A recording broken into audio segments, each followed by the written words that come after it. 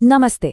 चलिए आज बात करते हैं कि कैसे एक प्रेजेंटेशन को सिर्फ स्लाइड्स का घेर होने से बचाकर एक ऐसी कहानी में बदला जाए जो सबको याद रहे। तो फिर शुरू करें। हम सब ने ये महसूस किया है ना? एक ऐसी प्रेजेंटेशन में फंसे होना जो बस खत्म ही नहीं हो रही। हर स्लाइड के साथ बोरियत बढ़ती जाती है और नजरें बस घड़ी पर टिकी रहती। और इसके लक्षण बड़े कॉमन हैं। स्लाइड्स पर इतना सारा टेक्स्ट कि पढ़ने का मन ही ना करे। ऐसे चार्ट्स जो समझने से ज्यादा कंफ्यूज करते हैं। और सबसे बुरा, जब स्पीकर बस स्क्रीन पर जो लिखा है उसे ही पढ़ता चला जाए और नतीजा, ऑडियंस का ध्यान कहीं और जो जरूरी मैसेज है वो तो गया काम से। लेकिन घबराने की कोई बात नहीं है।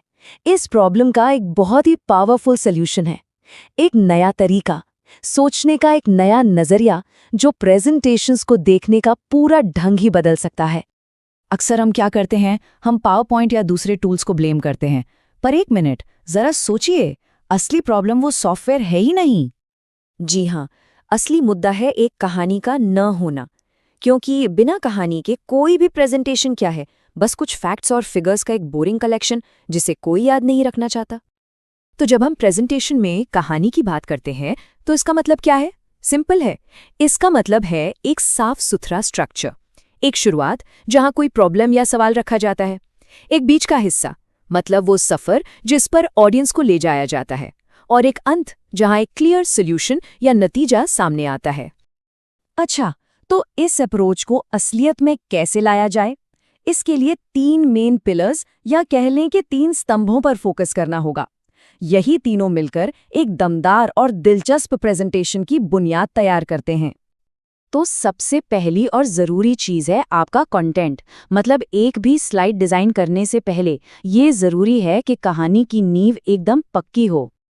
तो करना क्या है? सबसे पहले ऑडियंस को समझना है, वो कौन है, उन्हें क्या चाहिए। फिर अपना मेन मैसेज डिफाइन करना है, वो एक बात जो आप चाहते हैं कि उन्हें हमेशा याद रहे। और आखिर में इस मैसेज के चारों ओर एक कहानी बुननी है, शुरुआत, सफ़र और समाधान।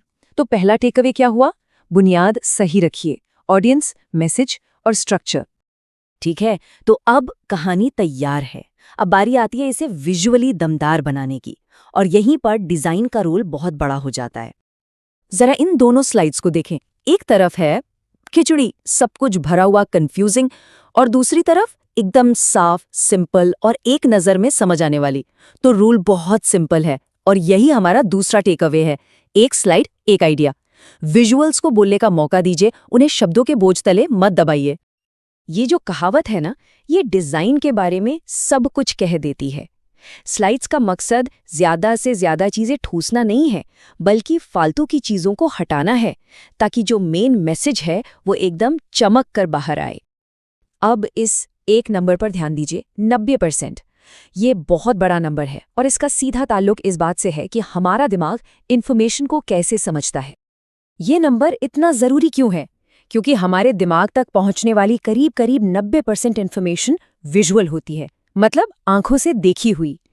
इसीलिए तो साफ और पावरफुल विजुअल्स सिर्फ अच्छे दिखते नहीं हैं, बल्कि वो बात करने का, कम्युनिकेट करने का सबसे असरदार तरीका है। तो अब हमारे पास एक जबरदस्त कहानी है और शानदार डिजाइन भी। अब आता है आखिरी और शायद सबसे जरूरी पिलर, डिलीवरी, मतलब उस कहानी में जान डालना। यहाँ पे 2 तरह के प्रेजेंटर होते हैं। एक वो जो स्लाइड्स को बस एक टेलीप्रॉम्प्टर की तरह पढ़ता जाता है, और दूसरा वो जो एक कहानीकार की तरह कहानी सुनाता है। हमें हमेशा कहानीकार बनना है, जो स्लाइड्स का इस्तेमाल अपनी कहानी को सपोर्ट करने के लिए करता है, न कि उनके पीछे छिपने के लिए। तो डिलीवरी को बेहतर कैसे बनाएं? प्रैक्टिस कीजिए, इतनी कि आप कंफर्टेबल हो जाएं, लेकिन रट्टा मत मारिए। स्क्रीन को नहीं, ऑडियंस को देखिए, उनसे बात कीजिए। जरूरी पॉइंट्स पर जोर देने के लिए जानबूझकर थोड़ा रुकिए, पॉज लीजिए। और सबसे जरूरी बात, अपने टॉपिक को लेकर जो आपका पैशन है, जो जोश है, उसे बाहर आने दीजिए। ये एक बहुत जरूरी माइंडसेट है, और यही है हमारा तीसरा टेकअवे। प्रेजेंटेशन का स्टार स्पीकर होता है स्लाइड्स नहीं। स्लाइड्स तो बस सपोर्टिंग एक्टर हैं, जो कहानी को और भी पावरफुल बनाने के लिए वहां मौजूद हैं। तो आखिर में जो सबसे ज़रूरी बात याद रखनी है वो ये है, लोगों को फैक्ट्स और फिगर्स याद नहीं रहते, उन्हें कहानियाँ याद रहती हैं। तो अगली बार जब कोई प्रेजेंटेशन बनाए तो उसे सिर्फ फैक्ट्स की एक लिस्ट मत बनाइए, उसे एक ऐसी कहानी बनाइए जो सबके दिलों में उतर जाए।